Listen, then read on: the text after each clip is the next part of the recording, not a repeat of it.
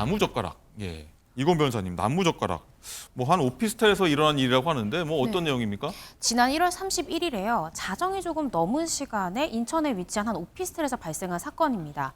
이웃 주민이 개 짖는 소리를 낸다라는 것에 화가 나서 지금 영상 보시는 것처럼 한 남성이 목도를 서성입니다. 서성이고 뭔가를 조금 이렇게 눈치를 보다가요.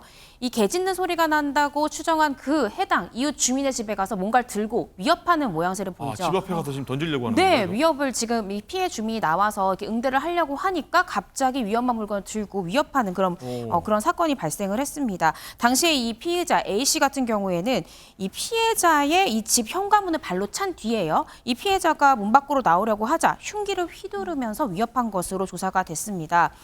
이 피해자 A 씨 같은 경우에는 신고를 받고 출동한 경찰한테는 나 그런 적 없다. 난 젓가락을 들고 있었을 뿐이다. 젓가락. 네, 라고 자신의 혐의를 부인을 했지만 결국 CCTV에 명확하게 이제 흉기를 들고 위협한 모습이 찍혔고요. 뿐만 아니라 경찰이 자택을 좀 수색을 해보니까 흉기로 추정되는 물건이 발견이 됐습니다. 그래서 현행 범위로 결국 체포가 됐는데 조사 과정 중에서 왜 이런 행동을 했는지 경찰이 물어보니까 피의자 A 씨가 얘기한 게 개 짖는 소리가 너무 시끄러워서 화가 나서 본건법명에 이르렀다. 이렇게 대답했다는 겁니다. 예.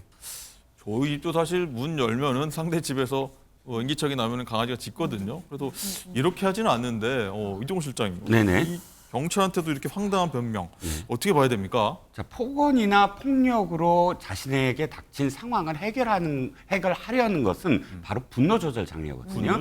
분노 조절 장애는 두 가지가 있습니다. 하나는 충동적 분노 조절 장애, 또 하나는 이제 습관성. 그런데 이 사람 같은 경우는 습관성이었던 것 같아요. 왜냐하면 자신이 폭언이나 폭력으로 어떤 상황에서 문제가 해결된 어떤 경험이 있어요. 왜냐하면 그게 협박당하니까 무서워서 어떻게 해결된 것처럼 상황이 모면됐죠. 그 경험이 쌓여가면 아무나 어떤 때든 이렇게 이 분노를 조절하지 못하고 문제를 해결을 그렇게 폭언이나 폭력으로 하게 됩니다. 두 가지 해결을 방법이 있는데 하나는 이런 층간 소음이라든지 혹은 강아지, 그러니까 반려견들의 어떤 소음을 직접 당사자들끼리 해결하는 것이 아니라 어떤 지자체라든지 공적 기관을 통해서 중재를 하는 기관들이 많아져야 된다. 그래서 이런 어떤 이웃 간의 어떤 충돌을 직접적인 어떤 충돌로 비화되지 않게 조절하는 방법. 그리고 두 번째는 본인이 건강하게 화내는 방법을 좀 알아야 될 것 같아요. 화를 그냥 누른다고 해서 이 화가 사라지는 건 아니거든요.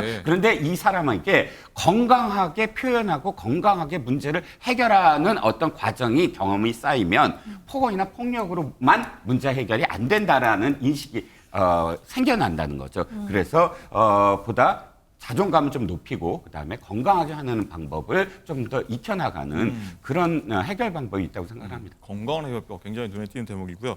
장윤주 부위원장님, 일단은 보면 강아지가 얼마나 짖었길래라고 뭐 한편으로 생각할 수는 있습니다만 일단 흉기 난동 사건이 작년에 좀 많이 일어났지 않았습니까? 그러면 굉장히 주민들 그냥 불안할 것 같습니다.